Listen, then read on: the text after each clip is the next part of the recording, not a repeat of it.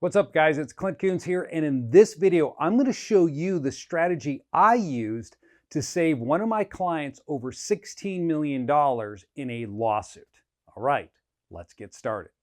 All right, so here's the deal. I started working with this client years ago when it came to planning, and when they came to me, what they essentially had is they had multiple businesses set up. So they had many of these were limited liability companies, and so for purposes of this video, I'm just going to draw out three. They had three LLCs created. And we'll just pick a state. Let's say they were set up in Washington. So they had three Washington limited liability companies, and these were active businesses.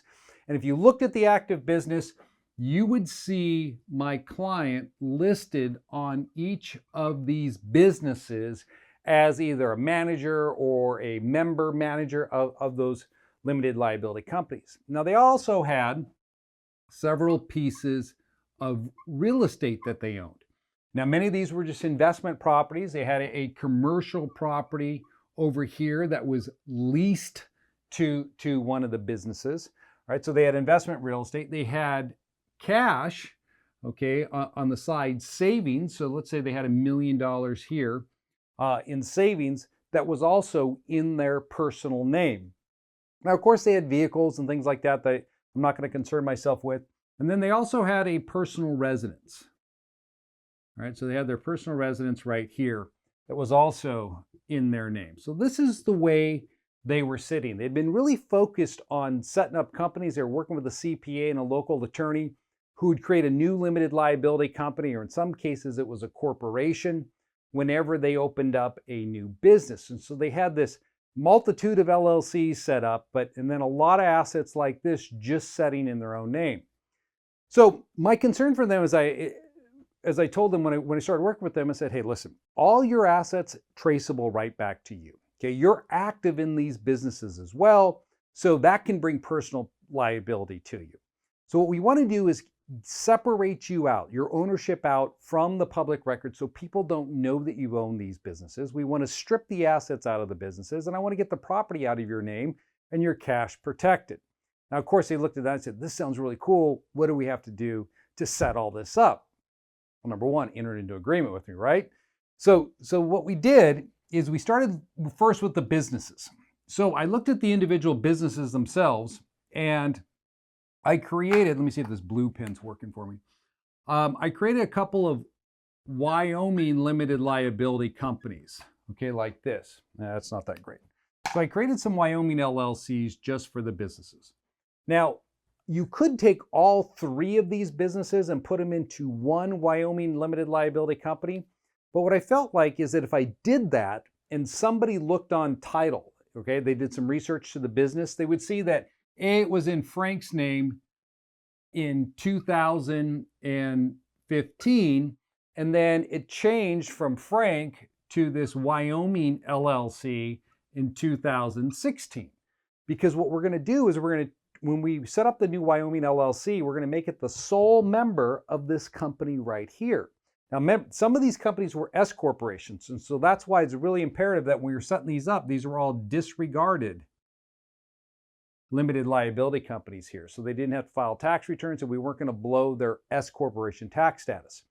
So I didn't want them to see this. If a creditor look, it would say Frank 2015, Frank 2015, and all the active businesses now came down here and pointed to this one LLC.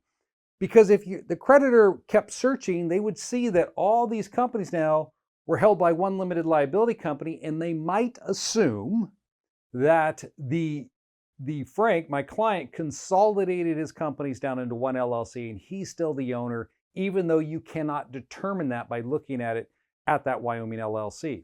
So what I did is instead of creating one Wyoming LLC, I took the most risky businesses, the businesses that were engaged in certain types of activities that brought a lot of potential liability to him, and I would set up separate Wyoming LLCs for each of those businesses. So we'd have a Wyoming LLC for this business number one, we'd have a second one for two, a third one for number three, just like this. So now again, none of these LLCs have to file tax returns. So if you're looking at this going, wow, that's overkill, they're going to file a ton of returns. No, they're not. They're all disregarded. So now after we got that set up, then I started looking at the properties themselves. And of course, in putting together protection for their properties, we did something similar. We created one Wyoming LLC down here, like that. And then I created separate LLCs. Let's say these are Washington LLCs, Washington, Washington, Washington, all owned by this one Wyoming limited liability company. So we have anonymity now. So we set this entity up, and then I created the Washington LLCs, and those got set up. And then we transferred the properties into each of those Washington limited liability companies. Now here's the thing. When you deed the property into the LLC, an aggressive creditor could look and determine that the transfer itself was exempt from transfer taxes. So no sales taxes were paid when that transfer was made. And that would tell them that the owner of the property is somehow still involved with the asset. So when I went to my client about this, I said, hey, there's two ways we could do this. We could do it the exempt transfer route, which leaves a trail to you, or we could go the other route where we treat it as a sale and you pay sales taxes on the transfer. Now, it's really client dependent if you want to do that. I've had some clients that tell me they don't want any trace back, any little loose ends like that, and they've elected to pay that tax in order to get that asset out of their name to make it fully appear, if someone knows where to look, that this was a sale and not just an exempt transfer that the original owner has some type of relationship to after that's done. So we set this up. So we had basically now we had Wyoming LLC number 1. We had Wyoming LLC over here number 2, Wyoming LLC number 3, and then Wyoming LLC number 4 sitting right there. So we had 4 of those. Now, the other issue we had, of course, was the cash, all right, and the building. With the building, we did the same thing. We created a Washington LLC for that. And in this one, again, I chose to create a separate Wyoming LLC down here for that building because I didn't want to tie all the real estate that formerly is in my client's name, those operating the businesses, all back to this LLC. So we set up another one over here, again, to get it out of their name and to further diffuse anybody who's looking, any types of connections between these deals. The $1 million cash, we set up another LLC for over here, like that. And then we created a personal residence or a land trust for the personal residence.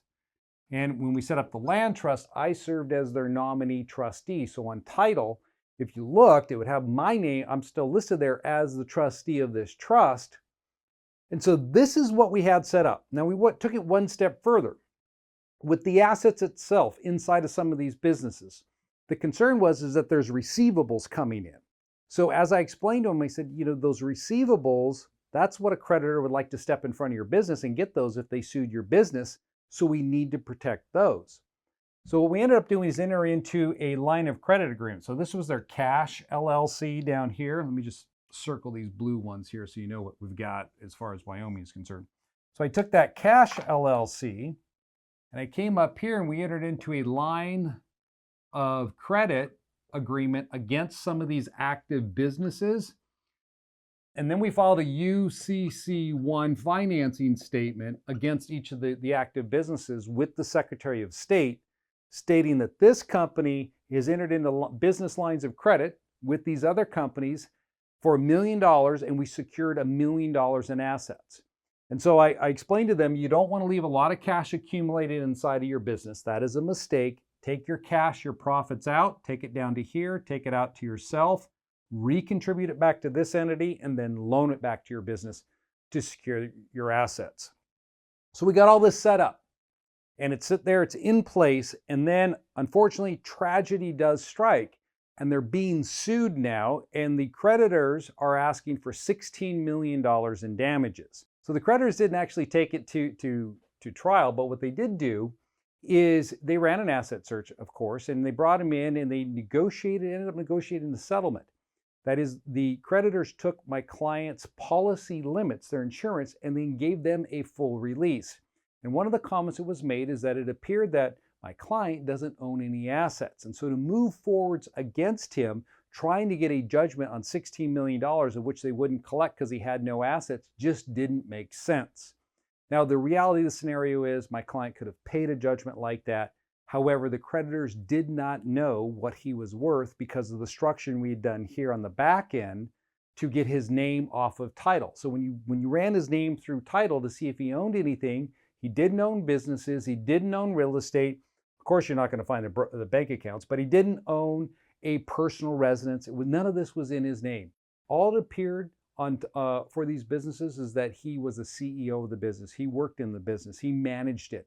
Nowhere did he ever describe himself as an owner. And that's something else too. If you go through a strategy like this, you want to make sure that when you have your business cards, don't hold yourself out as the owner of the business if you're trying to set up a strategy like this.